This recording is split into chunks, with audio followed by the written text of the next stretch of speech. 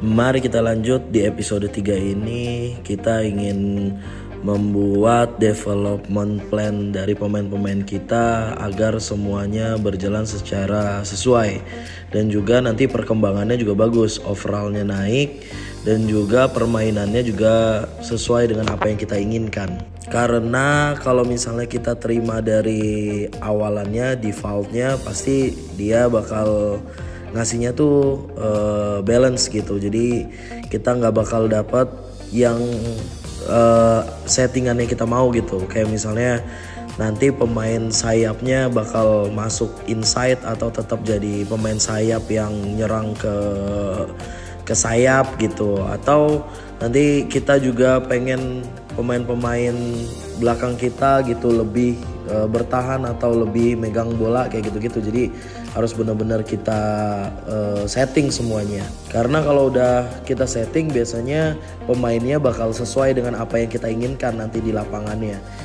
Dan juga jangan lupa kita setting untuk development plan-nya si pemain-pemain mudanya, biar mereka juga sesuai perkembangannya gitu. Biasanya kalau gue pribadi, kalau posisi-posisi yang nggak gue butuhin, mereka langsung gue pindahin posisinya. Karena kan gue sama sekali nggak megang atau nggak pakai CM kan.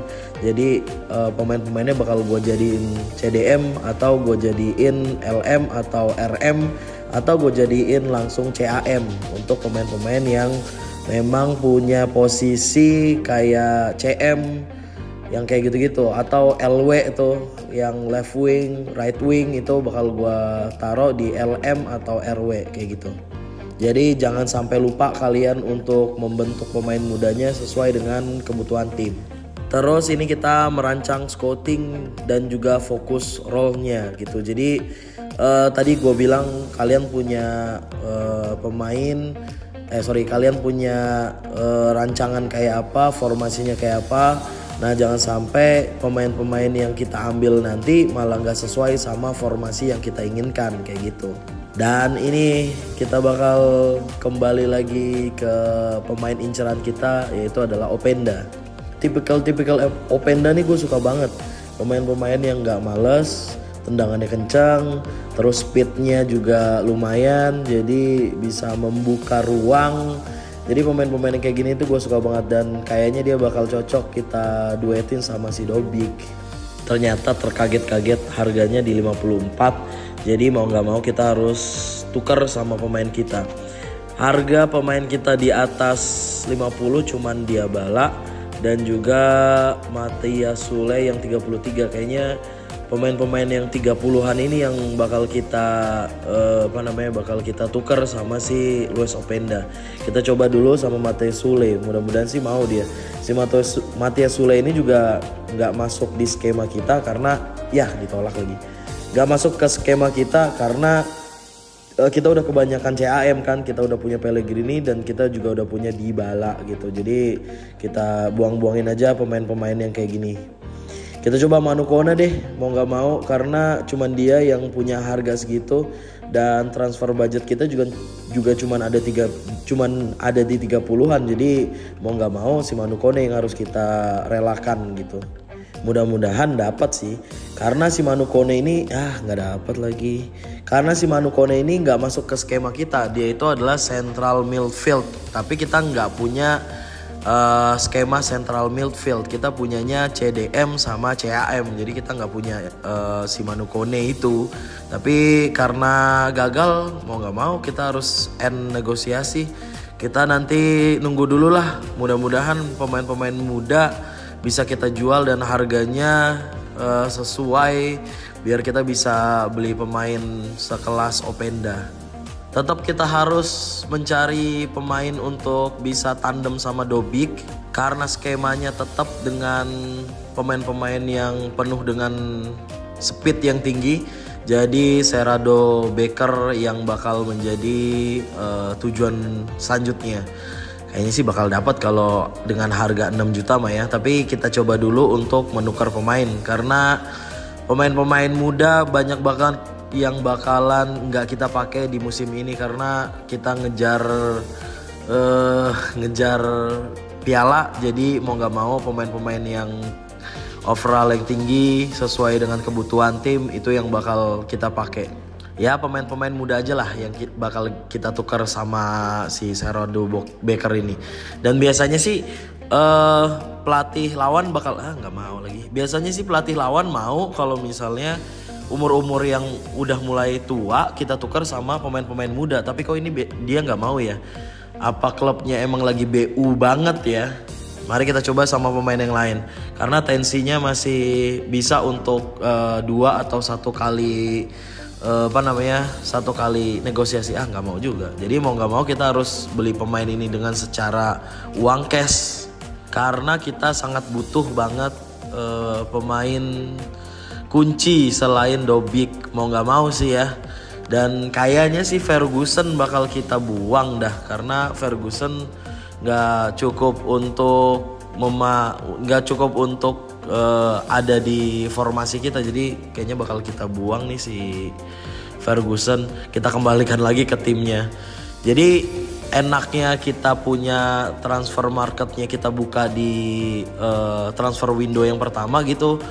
Walaupun pemainnya baru tetap bisa kita balikin dan tetap bisa kita buang-buangin gitu. Jadi ya karena pelatihnya beda, jadi kemampuan memilih pemainnya juga berbeda kan, dan juga kebutuhan formasinya juga beda. Jadi kita harus pertimbangkan itu semua. Ini kita di negosiasi gaji. Jadi mudah-mudahan sih bisa di bawah itu ya, karena dia kan sebenarnya udah tua juga. Jadi ya kita tawar di harga yang lebih murah, mau dia berbeda $3 ya lumayan lah ya, 3 pounds maaf. Jadi lumayan lah untuk menambal-nambal tim, atau kadang-kadang sih pemain-pemain yang nggak disangka-sangka malah jadi pemain utama.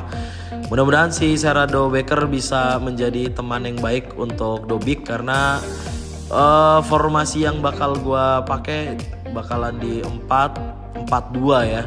Jadi sebenarnya sih 4-1 central midfieldnya, central defensive midfieldnya, terus juga ada 2 sayap sama 2 sayap gelandang ya, sama 1 pemain tengah serang dan juga 2 penyerang. Dapatnya di C lumayan lah. Nggak terlalu jelek-jelek banget, tapi memang karena kita butuh, mau gimana lagi, kita harus kejar pemainnya. Tujuan utama lagi adalah mau Amora, mau nggak dia ya? Amora mau nggak dia ya? Karena biasanya dia nolak, bener aja ditolak, nggak mau lagi. Ya mungkin nantilah kalau misalnya AS Roma udah menang juara Liga atau juara Eropa, paling dia mau nih. Nah biasanya gitu kan, harus nunggu setahun atau nunggu beberapa musim dulu baru mau. Selanjutnya adalah kita mau jual-jualin pemain muda, karena yang tadi kita bilang target utama kita masih si Openda, dan kita masih butuh banyak uang. Karena tadi keluar 6 juta, berarti tadi kita punya 33 jutaan, berarti kita masih kekurangan uang sekitar 30 jutaan lagi. Walaupun terlihat sangat impossible, tapi mari kita coba lah ya, karena pemain-pemain muda kita juga banyak diminati sama klub-klub lain.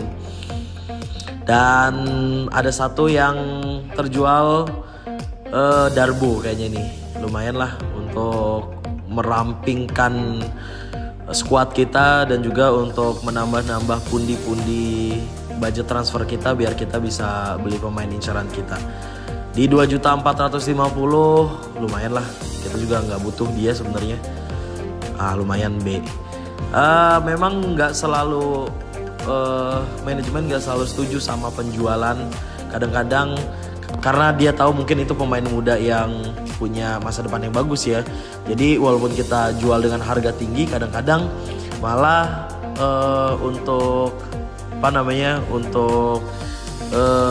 nilai dari negosiasinya malah jadi jelek. Kayak ini nih, Bove 10 juta kan lumayan tinggi ya untuk tuh kan bener kan, baru dibilang untuk ukuran pemain yang nggak bakal dimainin 10 juta mah kan tinggi ya, tapi malah bad negotiation tuh ya. Kayak gitulah ya, yang kita nggak usah mikirin itu, yang penting kita sesuaikan sama target kita. Kita disuruh menang 1 piala, jadi ya mau nggak mau kita harus menang dengan instan dengan dengan pemain-pemain yang bagus. Kita disuruh untuk melanjutkan perjalanan kita, tapi kita harus mencoba skuad kita dulu. Jadi langsung MU, kita lawan MU. Jadi untuk pertandingan persahabatan dengan tadi hadiah tunainya berapa? 5 juta lah ya. Itu kita langsung lawan MU di pertandingan pertama.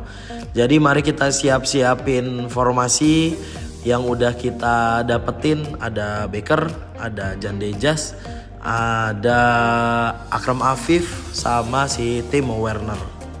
Jadi kita harus siapin itu semua biar nanti kita bisa menang. Lumayan tuh 5 juta buat nambahin beli Openda.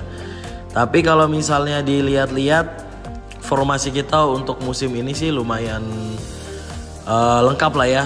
Tapi kayaknya si Ferguson bakal kita tendang tuh, karena kita juga gak terlalu butuh-butuh banget. Ditambah lagi kita tadi dapat Becker kan. Jadi kayaknya formasinya bakal kayak gini nih.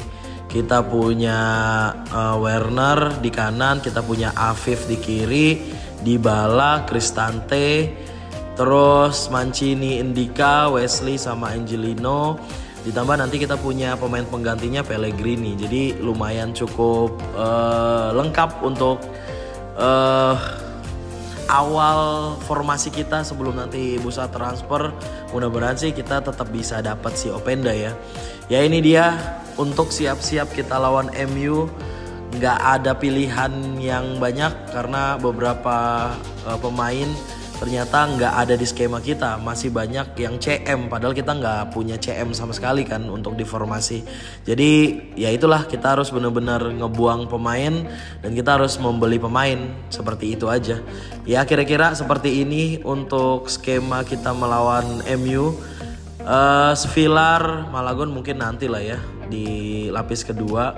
Kita punya Dobik, Becker di depan, Afif di kiri, biar nanti bisa tendangan-tendangan menusuk ke dalam. Ya seperti ini untuk formasi kita melawan MU. Mari kita mulai pre-season turnamen South America Continental Cup, AS Roma lawan MU. Keren banget ya kalau di PS4 aja udah sekeren ini, apalagi nanti di PS5. Dan kita mulai, grafiknya enak banget, terang, tajam. Terima kasih EA untuk grafiknya sih, ini sangat memanjakan mata banget. Lumayan, bukan lumayan lagi, tapi ini udah bagus banget. Cuma memang kita harus benar-benar ngeliat sisi baiknya dari EA. Jadi ini susah banget ditembus, apalagi kan kita pakai difficulty levelnya kan yang legendary kan. Jadi ini kita harus benar-benar ngeliat pemainnya dan juga harus menempatkan bolanya tuh harus benar-benar pas banget, dan arah daripada kursornya juga pas banget gitu. Lihat tuh tadi si Wesley udah bener-bener di depan banget tapi belum bisa menjebol gawang Onana. Tapi ya lumayan lah untuk pertahanannya, jadi bakalan punya tantangan tersendiri buat kita pemain FC 25. Nah ini dia, dapat 1 gol dari Akram Afif. Saya bilang juga Akram Afif tuh enak banget jadi sayap. Jadi dia sebenarnya bisa di tengah, bisa di sayap, tapi gara-gara dia punya kecepatan jadi enak banget untuk menusuk ke dalamnya gitu. Dan pemain-pemain kayak Dobik untuk 2 penyerang kayak gini, jadi bisa kita taruh dia sebagai pemain tembok untuk memantulkan bola ke teman-teman yang lain gitu. Ada yang lari, berarti kalau di kiri ada Angelino sama si Apip gitu. Jadi kita bisa mainkan itu semua. Skemanya lumayan terbukti dengan pemain-pemain yang kita beli, pemain-pemain sayap. Tinggal kita lihat aja nih nanti pelapisnya juga lumayan bagus atau enggak. Werner belum bisa masuk ke pertahanan dan juga belum bisa memberikan ancaman bagi MU, tapi lumayan lah tusukan-tusukan si Werner nih. Di babak pertama kita menang 1-0 dari MU, lumayan lah. Gak tahu kenapa MU kurang bagus nih mainnya. Masih gampang banget untuk ditembus gitu, apalagi diobok-obok tuh banyak sama si Wesley. Terus ini babak keduanya sudah mulai, kita masukin Pellegrini, kita masukin Kone, kita keluarin Dybala, sama kita keluarin Cristante. Jadi kita harus benar-benar punya alternatif formasi, biar kalau misalnya di babak pertama buntu, jadi kita punya pemain-pemain lain untuk melapis itu semua. Dan seperti biasa Wesley enak banget, sumpah. Kalau teman-teman mau beli pemain-pemain kayak gitu tuh, jadi bola-bolanya tuh walaupun dia di sayap, kita jadiin